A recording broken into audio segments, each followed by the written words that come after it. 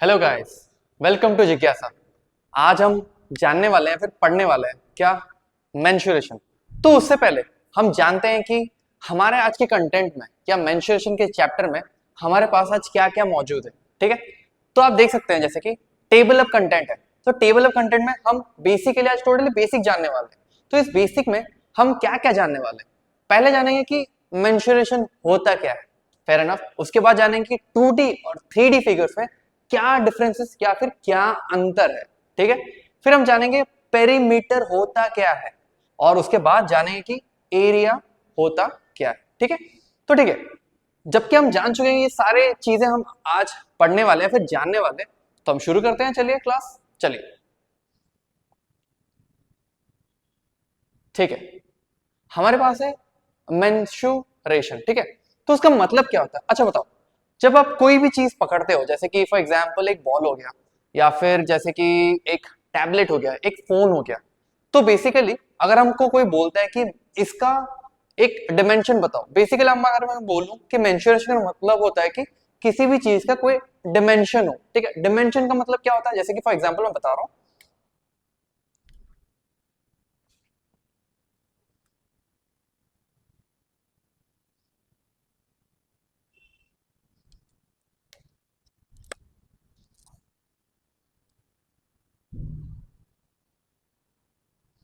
जैसे कि सोचो फॉर एग्जाम्पल आपके पास एक जैसे मैं समझा रहा हूं, जैसे कि आप देख लो। ठीक है, ये मेरे पास एक टैब है। ठीक है, अब देखो, ये जो मेरे पास टैब है ना, टैब यहाँ पे देखो, यहाँ पे ये ये ये ये क्या होता है, जो पिछले वाला पार्ट है टैब का, ये क्या डिफाइन करता है आपका एक डिमेंशन। तो हम डिमेंशन को कैसे डिस्टिंग्विश या फिर उसको समझाएंगे, क्या होता है देखिए। जैसे कि ये क्या है, ये आपका लेंथ है, ये आपका ब्रेड्थ है। तो ये टोटल जो है एक पार्ट है एक टैबलेट का, मतलब क्या है, ये नीचे वाला हिस्सा आपका एक डिमेंशन है। तो हम ये बोल सकते हैं ये जो फिगर है आपका रेक्टेंगल है, जो कि क्या डिफाइन करता है, मेंस्ट्रुएशन का एक पार्ट डिफाइन करता है। Fair enough. ठीक है, तो जब आपको पता चल गया कि एक मेंस्ट्रुएशन मीनिंग क्या होता है, चलिए हम जानते हैं कि 2D और 3D फिगर्स में क्या डिफरेंसेस होते हैं। ठीक है, चलिए जानते हैं।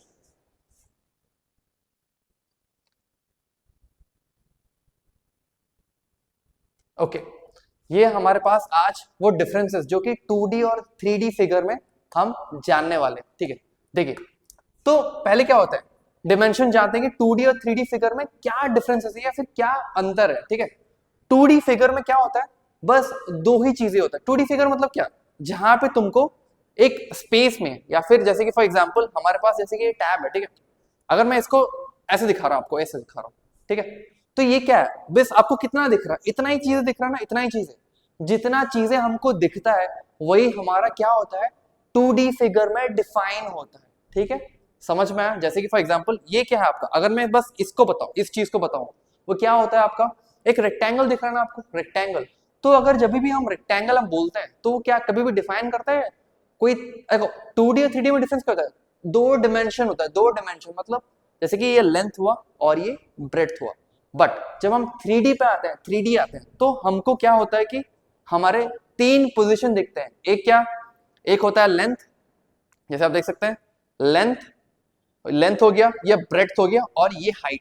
ये जो डिफरेंस, ये जो मोटापा है ना, ये आपका क्या है, इस टैबलेट का हाइट है। जैसे कि ये होगा लेंथ, ये हो गया ब्रेड्थ, और ये होगा आपका हाइट। ये क्या डिफाइन करता है, 3D डायमेंशन डिफाइन करता है। तो जब भी हम कोई भी चीज पकड़ते हैं, मोस्टली जैसे कि फॉर एग्जांपल फोन हो गया, टीवी हो गया, कोई भी जैसे कि फॉर एग्जांपल एक डेस्क हो गया, ठीक है, ये सारे क्या डिफाइन करते हैं, हमारे 3D फिगर्स डिफाइन करते हैं।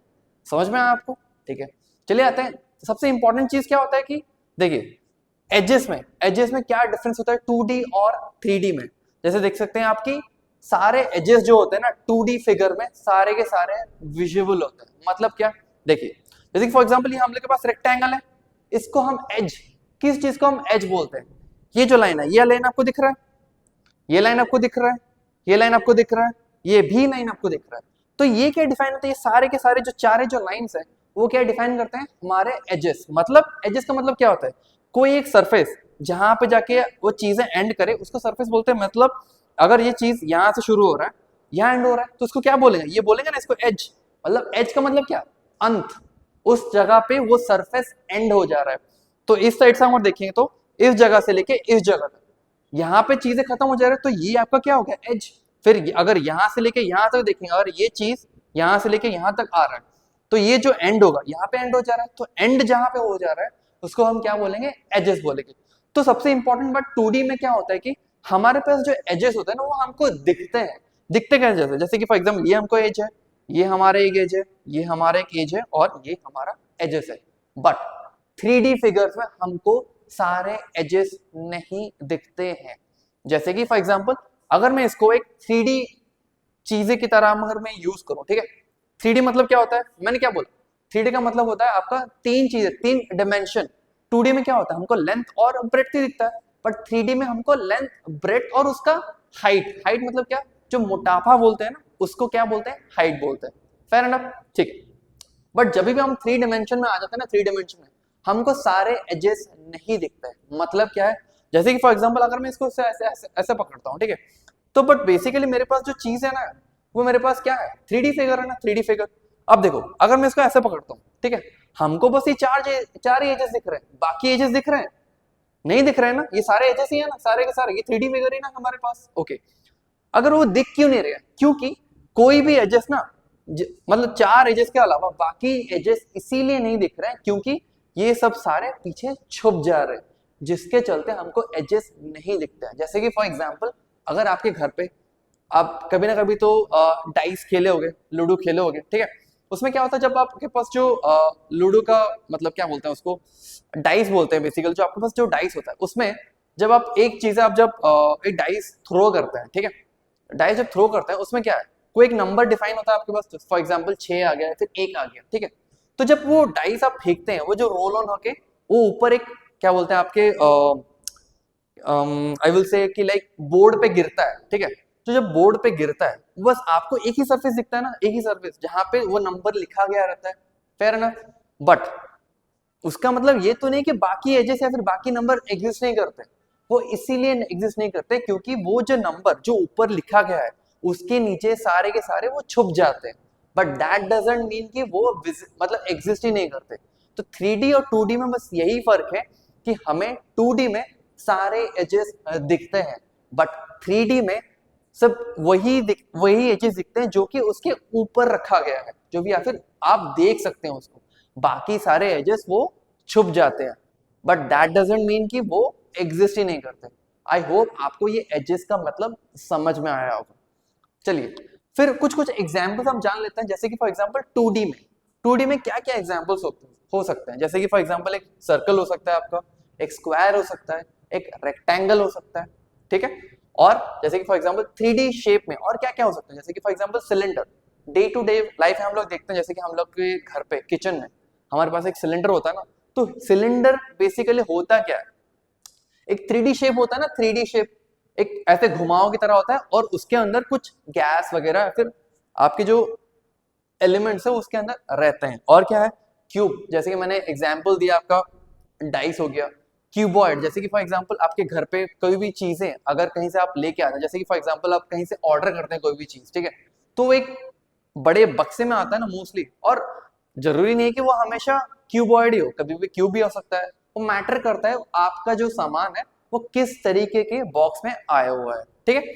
अच्छा, की पॉइंट्स इसमें है क्या, सबसे इंपॉर्टेंट 2D और 3D में डिफरेंस क्या होता है। जैसे कि फॉर एग्जांपल 2D, ठीक है, 2D में बस आपका एक शेप होता है बट उसका कोई वॉल्यूम नहीं होता। जैसे कि फॉर एग्जांपल यहाँ पे देखो, यहाँ पे ये क्या है, अगर मैं बस इस सरफेस को देखूं, ठीक है, ये सरफेस को, तो ये सरफेस क्या डिफाइन करता है, 2D डिफाइन करता है ना, ओके, बस इसका तो शेप है, बट क्या इसका वॉल्यूम है, वॉल्यूम का मतलब क्या होता है। जैसे कि फॉर एग्जांपल आपके पास अगर जैसे कि एक बलून है, ठीक है, बलून का ना क्या बोलते हैं उसको, वो बेसिकली आप शेप तो आपको राउंड दिखता होगा बट उसके अंदर कोई चीज अगर एग्जिस्ट करता है वो डिफाइन करता है उस ऑब्जेक्ट का वॉल्यूम। तो कभी भी जैसे कि फॉर एग्जांपल अगर 2D को देख लीजिए, रेक्टेंगल मतलब क्या है, बस चार ही शेप है ना, चार ही साइड है, तो उसके अंदर क्या कुछ चीजें रह सकता है, कभी भी नहीं रह सकता। बट अगर मैं इसको एक 3D फिगर बना दूं, ठीक है, most of the time 3D figure में वॉल्यूम एग्जिस्ट करते हैं, ठीक है। 3D फिगर जैसे कि फॉर एग्जांपल एक क्यूब हो गया, जैसे कि फॉर एग्जांपल एक डाइस हो गया ना, डाइस। तो डाइस को जब हम अगर उसको तोड़ेंगे, ठीक है, उसके अंदर कुछ ना कुछ चीजें निकलेंगे ना, तो वो जो चीजें निकलती है वही डिफाइन करता है कि उस डाइस का वॉल्यूम क्या है, या उसमें वो चीजें या कंटेंट वो उसमें कितने हैं, वही डिफाइन करता है उस डाइस का वॉल्यूम। ठीक है, ओके। और क्या बोलता है, ठीक है, जैसे मैं बताया कि लाइक 2D में एरियाज होते हैं, वॉल्यूम नहीं होते, बट 3D शेप्स में आपके areas as well as volume exist करते हैं। ठीक है, ठीक है। अगर अब जैसे आपने जान लिया कि उनके बीच में डिफरेंसेस क्या है, चलिए जानते हैं थोड़े उनके बारे में, एरिया और पेरीमीटर के बारे में। चलिए आइए।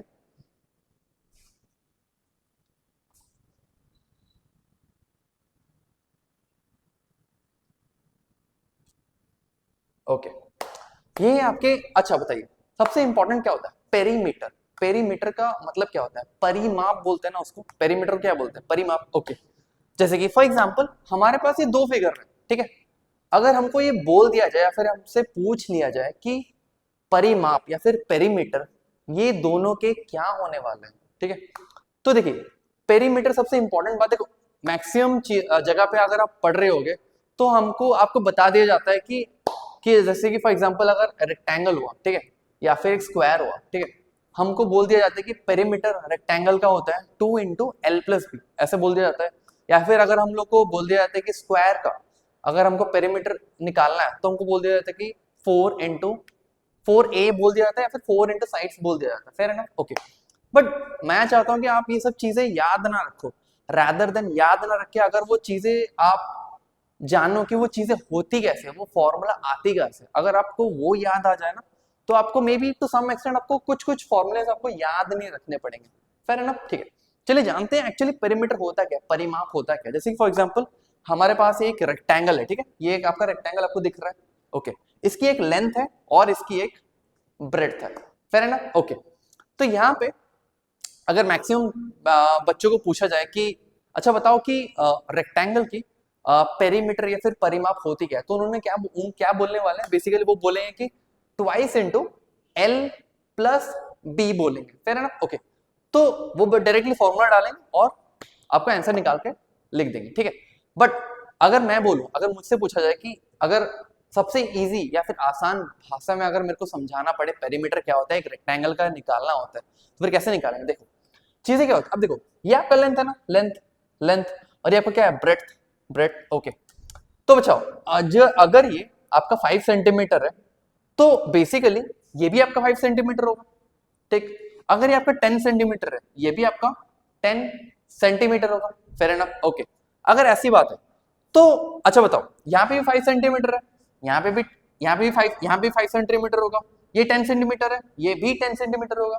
तो पेरीमीटर क्या होता है, परिमाप होता है, हर जो साइड्स है ना उनकी जो डिमेंशन या फिर उनकी जो वैल्यू है, अगर हम उसको ऐड कर दें तो वो आपका परिमाप या फिर पेरीमीटर बन जाता है, ठीक है। जैसे कि फॉर एग्जांपल अगर इस अगर डायग्राम का मैं अपना पेरीमीटर या फिर परिमाप निकालूं तो क्या होगा, 5 + 10, यहाँ पे एक 5 हो जाएगा और यहाँ पे 10 हो जाएगा, मतलब यहाँ पे 5 + 5 कितना 10, यहाँ पे क्या 10 20 + 10 30, तो टोटल पेरीमीटर रेक्टेंगल का क्या हो जाएगा 30 सेंटीमीटर। समझ में आया कैसे परिमाप या फिर पेरीमीटर निकालते हैं, पेरीमाप, ओके। तो आपके पास ये नेक्स्ट जो डायग्राम है, आपके पास क्या है, एक स्क्वायर है, ठीक है, ओके। जैसे स्क्वायर है आपका, ठीक है, तो स्क्वायर का अगर परिमाप निकालना जाए तो बेसिकली क्या बोलते हैं, 4 × A बोलते हैं, फिर 4 × साइड्स बोलते हैं, मतलब चार, एक साइड का 4 गुना बोलते हैं ना। तो बेसिकली आप देख सकते हैं यहाँ पे हमको बिना फॉर्मूला के, अगर हर एक साइड आपको पता होना चाहिए कि स्क्वायर में हर साइड्स इक्वल होता है, ठीक है, हर साइड्स इक्वल होता है, फेयर एनफ, ओके। अगर हर साइड्स इक्वल होता है तो क्या हम डायरेक्टली देख के हम ऐड नहीं कर सकते, रादर देन उसको फॉर्मूला से याद रखें। जैसे कि फॉर एग्जांपल हमको दिख रहा है ना यहाँ पे 5 + 5 + 5 + 5 कितना हो गया, 10 + 5 15 + 5 20, दैट्स इट। आप मोस्टली जरूरी नहीं है कि आपको हमेशा एक फॉर्मूला आपको याद रखना पड़े, अगर आप देख के अगर ऐड कर सकते हैं वो डायरेक्टली आपका आंसर निकल जाता है। सबसे इंपॉर्टेंट बात मैथ्स में यही है कि हम समझे कि चीजें कैसी होती है, रैदर देन हम उसको रट्टा लगाए, कि मैक्सिमम बच्चों के साथ ऐसा होता है कि बच्चे फॉर्मूलाज रटने पे आ जाते हैं, जिसके चलते मैक्सिमम बच्चों की मैथ्स कमजोर हो जाती है, क्योंकि वो हमेशा ये सोचते हैं कि मैथ्स एक ऐसा सब्जेक्ट है जहाँ पे हम चीजें रटना चाहते हैं रादर देन उसको समझे। तो मैं बस यही कहूंगा कि रादर देन रटो, पहले जानो कि मैथ्स में चीजें कैसे दिखना है आपको और किस तरीके से उसको आगे अटेम्प्ट करना है, फिर उसको पढ़ना है। फेयर एनफ, समझ में आया मैंने क्या बोला? ओके, चलिए आते हैं एरिया के बारे में। जैसे आप देख सकते हैं यहाँ पे, तो एरिया होता क्या है, सबसे इंपॉर्टेंट बात क्या होता है, एरिया होता क्या है। जैसे कि फॉर एग्जाम्पल देखो, एक फॉर एग्जाम्पल आपके पास एक कारपेट, आपके घर पे तो कारपेट होता होगा, ठीक है। जब आप कारपेट बिछाते हैं, ठीक है, कारपेट जब बिछाते हैं तो एक जगह वो कवर करता है ना, एक जगह कवर अप करता है। ओके, तो जगह कवर करता है तो बेसिकली वही जगह को एरिया बोले ना। अगर कोई भी चीज जैसे कि फॉर एग्जांपल आपके घर पे एक टीवी हुआ या फिर एक सोफा हुआ, ठीक है, वो जब भी एक जगह कि आप रख देते हैं या फिर कहीं पे, जैसे कि फॉर एग्जांपल टीवी को जब आप माउंट कर देते हैं एक वॉल पे, तो वो क्या करता है, अपना एक एरिया कवर अप कर देता है ना। वो जो एरिया वो कवर करता है वही डिफाइन करता है उस चीज का या फिर उस ऑब्जेक्ट कितने कितना एरिया कवर किया, वही उसको डिफाइन करता है। फेयर एनफ, समझ में आया एरिया क्या होता है। जैसे कि फॉर एग्जांपल हमारे पास एक रेक्टेंगल है, ठीक है, तो रेक्टेंगल की अगर जैसे में हमने जान लिया कि उसको एरिया कैसे निकालता है, ठीक है, सॉरी पहले क्या समझा, पेरीमीटर कैसे निकालता है हमने समझ लिया, ठीक है। एरिया क्या डिफाइन करता है, उसने मतलब कोई भी चीज किसी भी जगह पे अगर हम रख दे, वो उस जगह का कितना हिस्सा उसने ले लिया है, वही डिफाइन करता है क्या, एरिया, ठीक है। तो जानिए देखिए, तो एरिया होता क्या है, एरिया होता है फॉर एग्जांपल एक रेक्टेंगल हुआ, ठीक है, रेक्टेंगल का एरिया क्या होता है, लेंथ इनटू ब्रेड्थ, मतलब क्या, उसकी लंबाई और उसकी चौड़ाई को अगर हम मल्टीप्लाई कर दें तो हमको एक रेक्टेंगल का एरिया पता चल जाता है, ठीक है। समझ में आया मैंने क्या समझाया? ओके, तो आते हैं फिर स्क्वायर के ऊपर। एक स्क्वायर का अगर एरिया निकालना होता है, देखो सबसे इंपॉर्टेंट बात क्या होता है पता है, कि आपको जानना चाहिए कि एक स्क्वायर विजुअलाइज करना चाहिए। कभी कभी ऐसा हो सकता है कि हम बस जानते हैं स्क्वायर है, हमने सोच लिया कि ये स्क्वायर है, हमने डायरेक्टली फॉर्मूला डाल दिया नॉन वगैरह, दैट्स इट, इट्स ओवर। नहीं, ऐसा नहीं करना है। स्क्वायर को विजुअलाइज, देखो कोई भी चीज ना, जैसे कि ऑब्जेक्ट्स होते हैं, मेंसुरेशन में सबसे इंपॉर्टेंट होता है कि हम विजुअलाइज कर रहे हैं कि नहीं उस फिगर को, सबसे इंपॉर्टेंट वो चीज हो जाता है, ठीक है। समझ में आया मैंने क्या बोला? ओके, स्क्वायर, अब स्क्वायर पे आते हैं। स्क्वायर का फॉर एग्जांपल अगर आपको एरिया निकालना होता है, ठीक है, जैसे कि स्क्वायर आप बेसिकली आप कहाँ पे देखते हैं, जैसे कि आपके पास अगर घर पे वॉल पेंटिंग्स होते हैं ना, मोस्ट ऑफ द टाइम वो स्क्वायर फॉर्म में होती है, ठीक है। तो स्क्वायर को अगर उसका हम फॉर एग्जांपल हमको कहीं लगाना होता है, हम लोग क्या डिफाइन करते हैं, क्या फिर क्या देखते हैं कि उस जो फ्रेम है या फिर वो फोटो फ्रेम है, अगर जब हम लगाएंगे या फिर माउंट करेंगे, वो कितना एरिया आपके घर का यूज करने वाला, वो कहाँ से पता चलेगा? अगर हम किसी भी एक साइड को हम जान लेंगे तो डायरेक्टली हम डायरेक्ट लिख सकते हैं a इंटू ए, या फिर हम लोग बोल सकते हैं कि ए स्क्वायर, उस चीज का एरिया हमको पता चल सकता है कि उस फोटो फ्रेम का कितना एरिया है, वो अपने घर का या फिर आपके घर का कितना एरिया वो कवर करने वाला है। समझ में आया मैंने क्या बोला? ओके, चलिए आते हैं, हमारे पास एक ट्राइंगल है, ठीक है। फॉर एग्जाम्पल अगर हमको एक ट्राइंगल का एरिया अगर हमको पता करना है, तो सबसे इंपॉर्टेंट बात को पता होना चाहिए कि एक ट्राइंगल दिखता कैसे है। वो सबसे इंपॉर्टेंट हो जाता है कि आप विजुअलाइज कर रहे हो या नहीं। जैसे कि आप यहाँ देख सकते हैं कि यहाँ पे हमारे पास एक ट्राइंगल है, तो ट्राइंगल का एरिया निकालने के लिए सबसे इंपॉर्टेंट बात होता है कि वो उसका बेस क्या है, बेस मतलब कहाँ पे वो रखा गया है, उसका नीचे वाला चीज। जैसे कि फॉर एग्जांपल यहाँ आप देख सकते हैं ये आपका बेस है, ठीक है। फिर हमको क्या पता होना चाहिए कि उसकी हाइट या फिर लंबाई कितनी है उस ट्राइंगल की। यहाँ पे आप देख सकते हैं यहाँ पे क्या है आपका